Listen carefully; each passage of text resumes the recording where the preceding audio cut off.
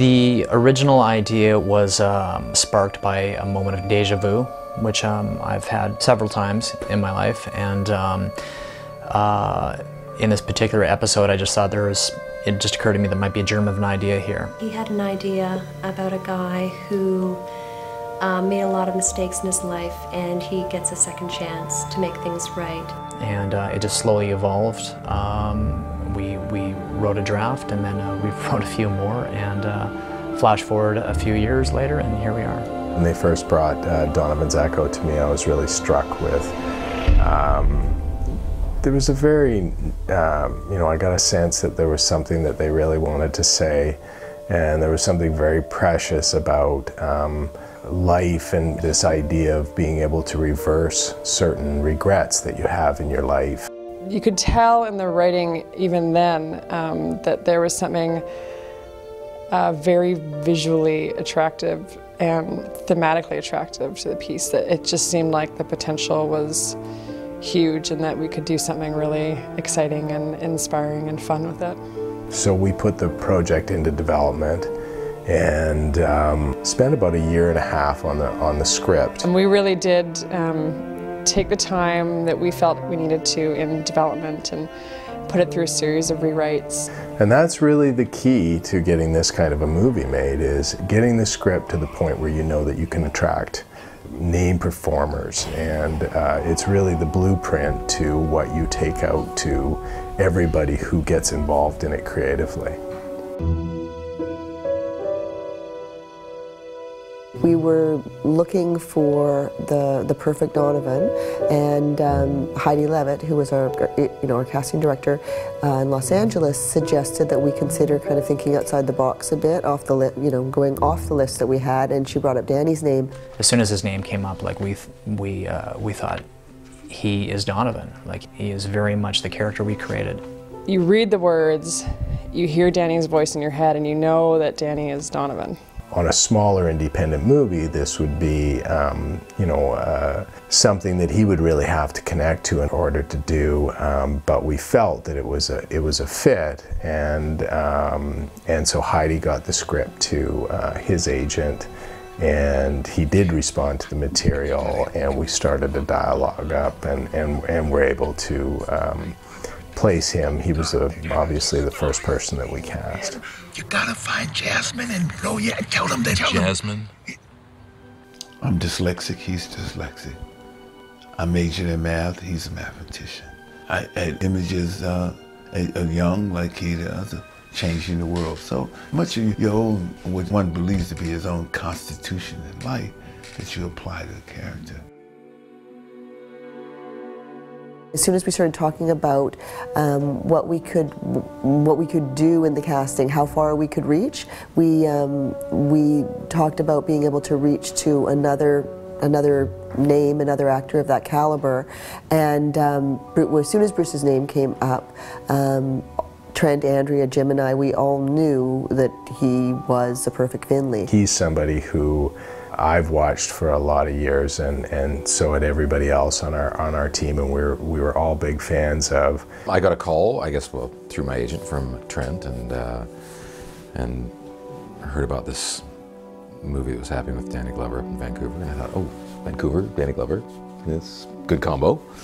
So then I read it, and I thought, well, this might be fun. The casting of Maggie was a huge thing for us to tackle. We knew that we would have to do a lot of work with the young talent that we could in Vancouver. My agent phones me up and says that I have a callback. So I'm like, oh, that's so cool. So I go to the callback and feel good. And then I go to another callback, and it's me and another girl. And I actually didn't feel that great about the third callback. I was kind of like, I came out of there and thought like I blew it. And so then we don't hear anything for like a week. And then my agent phones me and he's like, you got it. I'm like, oh my gosh, like this is so cool. Donovan Matheson is a man who is trapped in the past. He's a man who is living with regret and isn't able to move forward. I don't think he ever expected his life to turn out this way. Like, he really loved his family. They were everything to him. And, you know, he had a good soul. Like, he really wanted to make a positive impact on the world.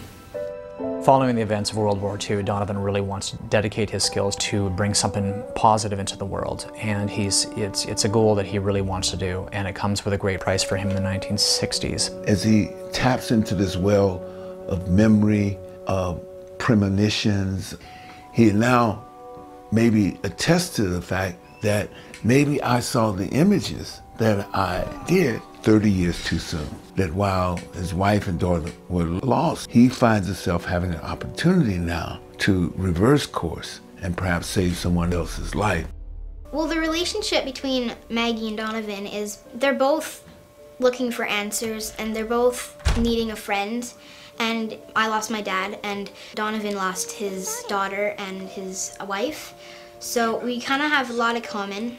You know, our relationship over time really grows and our connection really grows, and we kind of count on each other. Sarah, the first scene that you meet her, she loses her husband. So throughout the film, she's grieving. I think her primary goal in life is to protect her family and her family unit. So throughout the film, Sarah is very much trying to keep her daughter very close to her. Kit's complicated, as every sort of flawed character should be. You know, they don't start off life evil or a bad person. I think a lot of times a lot of people in life, they just make a choice that takes them down a certain road, or certain things happen to people, especially when they're young, and sets them off on a certain path or a certain direction. Hey, Kit.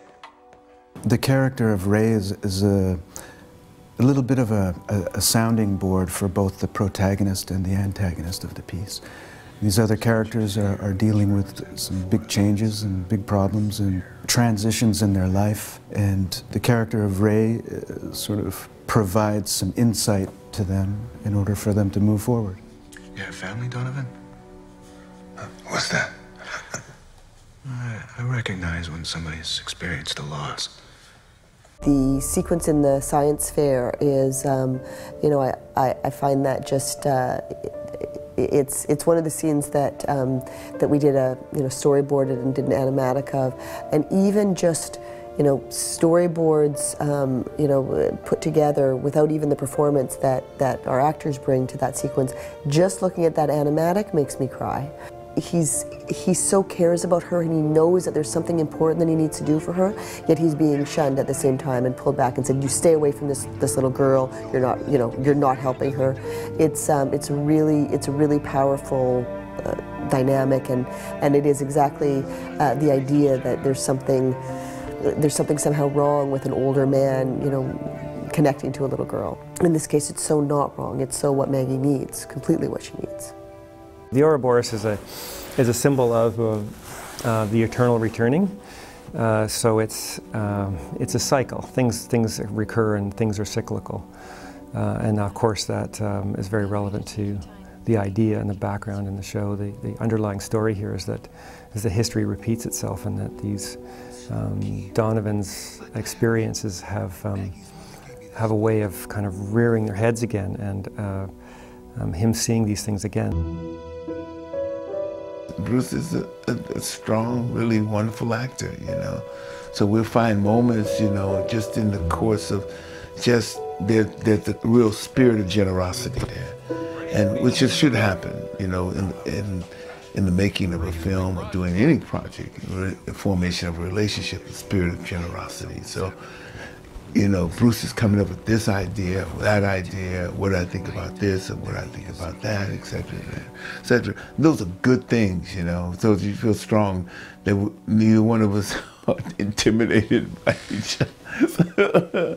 Danny is really, you know, present is such an overused word, but he's, and giving is an overused word too as an actor, but he's both of those. And, you know, you just sit across the table from him and he's looking to you for information, you know, and it's easy to get into it, easy to get ramped up, you know, easy to be involved. I would like people to walk away, having seen Donovan's Echo, with their heart a little bit more open, feeling a little bit more compassionate to the world, and also to themselves. Because for me, when I read the script, a lot of what I got out of it was how important self-forgiveness is. I really hope that it's a movie that provokes conversation. We cover a lot of topics in our movie, everything from the loss of a loved one to trying to move forward to regret, and maybe hopefully for some people they might find a bit of healing somehow as well. And but just ultimately, I hope it's a movie that people enjoy.